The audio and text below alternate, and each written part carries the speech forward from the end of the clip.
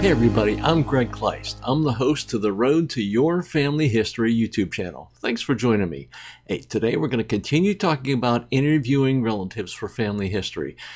But we're going to talk about something very specific. We're going to talk about obstacles that might come up when you're interviewing your family for family history. And there's a few of them. Some of them might be really difficult to get around. Some of them might be a little easier. But tell you what, before we dive into it, please, down below, click that subscribe button so that I know you want to see more of these videos and to let YouTube know that you like these videos and want to see more too. I appreciate it. Thanks so much. The first obstacle that could come up is mechanical or technical problems. One of the main things about technical problems is most of these can be avoided or solved pretty easily, because a big one is that you have dead batteries or that your equipment is broken or just will not work. Now the batteries part, that's easily avoidable. Take some extra batteries with you and actually put fresh batteries in or charge them right before you do the interview. That's going to help you avoid that obstacle. And another thing to avoid this, it's not really going to avoid the problem, but it's going to help you recover if you have this problem. If you just don't have any batteries that work or the equipment is broken and just won't work, have the paper and pencil or pen ready to take notes. And be mentally prepared to do that just in case. Don't get all flustered and get mad, because then your interview subject is not going to be very much at ease there. So just be prepared for those bad things to happen, because, eventually that's going to happen. Okay, your second obstacle is that your subject just will not talk about the family history. Even though you've arranged this all ahead of time, the subject may change their mind. I mean, once you get out the recorder and put it in front of them, oh man, they just might not want to talk then. They might change their mind. Some people are really shy about that for some reason. They think it might be okay ahead of time, but when it comes down to actually doing it, boy, yeah, it just doesn't seem to work out.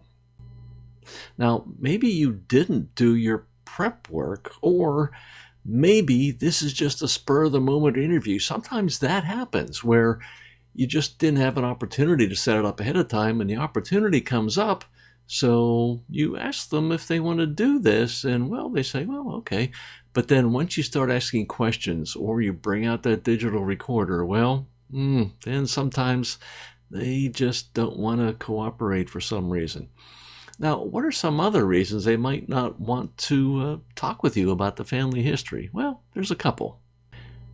First of all, this isn't really fun to think about, but they just may not like or trust you for some reason. Now, there's probably not a real good reason for it. They might not be able to explain it, or you might not understand it, but sometimes that just happens in a family, and we're not really sure why. Another reason is that your interview subject may have some perceived embarrassing information about themselves or that they know about in the family history. And boy, I had an experience with that. This is my grandmother. Boy, it was a few years ago, but man, it just feels like it was yesterday. Boy, yeah, that was tough. That really surprised me. I wasn't sure what to do then. Family history? What? Oh no! Why do you want to be doing that? You don't need to be doing that. Just leave that alone. Yeah, just leave that alone. You don't need to do that. Forget about that now. You don't need to do that. No. Yeah, that was a kind of a hard thing to get over, because I just assumed that older family members, especially grandparents, would be glad to share the family history. But yeah, in my grandma's case, not so much.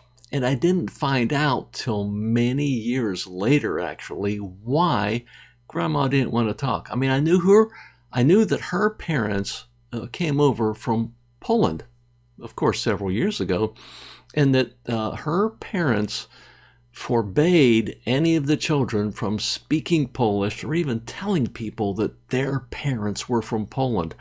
because I guess back then that was kind of a stigma attached to that. So I assumed that was the reason why my grandmother didn't want to talk about it.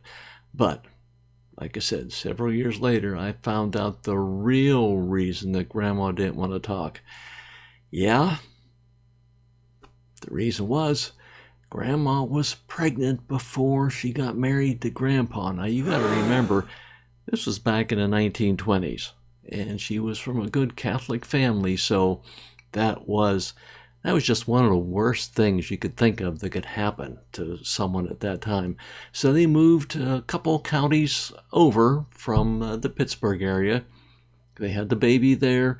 They got married there. And then they came back a couple years later. And actually, my mother was the first one born once they came back to the Pittsburgh area. But, something like that people don't even think twice about nowadays. I mean, being pregnant before you're married, there's lots of people that are couples that have children, maybe multiple children or several children, and never get married or take a long time before they ever do get married. So it's not something that, we personally probably wouldn't think was such a bad thing now, but man, back then that was a bad thing, and they still can carry that with them. Another reason people might not talk about family history is that they just frankly don't even really care about the family history. You might care about it very much, but it's just some people that just live in the current day, and they figure that the past history is just that, it's past history and doesn't really have anything to do with them, and they just don't care about it. That's something you just really can't avoid.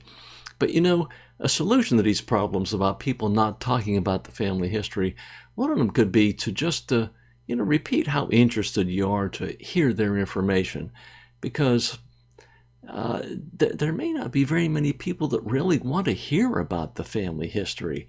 But if you are very energetic and excited about learning the family history and can convey that to them, well, that might just inspire them to start talking. But they might also have a concern that you might share some of that information. They may be concerned about some of those skeletons in the closet and don't really want you to share that. But I would reassure them, if that's the case, if they express that to you, reassure them that you will not share information unless your interview subject gives specific permission to be able to do that, because you just want to learn about the family history. Now, it's great to share that, of course, but if it's something that they don't want you to share, but they will share it with you if you don't tell anyone else or spread that around, then reassure them that that's the case. But whatever you do, do not ridicule, harass, push, or pressure them to talk to you about the family history. Because the more you press, you can maybe gently nudge them a little bit, but if they just totally refuse to talk, do not force the issue, because it's just going to make it worse. They're probably going to tell other family members, oh man, he tried to tell me, or he tried to get me to talk about the family history. I don't want to talk about that stuff. Why should I talk about that stuff? So don't pressure them. That's the best thing you could do at this point. Now, a third reason that family members won't talk to you about the family history is maybe because they simply can't. Maybe they just can't remember the details. Even some of the very general stuff, it depends. This might be one of the toughest obstacles that you face, because physical or mental decline in many cases is probably not reversible. So that's really a tough one to get over. One thing you might want to do to try to jog those memories is to bring some pictures with you, or if you have them digitally on your phone or iPad, something like that, you can show them those pictures, especially ones where your interview subject is also in them. And ask them, says, well, yeah, is this you in this picture here? And they'll probably recognize themselves depending on how far their decline is. And they may be able to identify people that you don't know who they are in those pictures. So that might get some memories going. That's like, well, gee, That's Uncle Jim. Boy, I don't know if I have any pictures of him. I remember him. He was always a character. He loved going to baseball games, and he always wanted to take me to baseball games. I think he wanted to be a pro baseball player. Things like that. That might jog those memories and get them going. But what I would also do is ask them if they have any old family pictures, because they're probably ones, if they kept them for some reason, because they were near and dear to them, and they may very well be able to point out who all is in those pictures. Even if there's no new people in those pictures that you've never seen before, even if it's just pictures of the interview subject and other people from the family you already know, if they're pictures you don't have already, well, then that's going to be a great thing for you to get. And once again, if that gets those memories flowing, then that's a great thing. Hey, that's all the information I have for this video. We'll see you next time on the road to your family history. No, there's no reason to do that. Just forget about it. I think I might be allergic to this dang thing. Oh, what do I got coming on here? Oh, jeez. It's gonna be any better. It's gonna look any better. I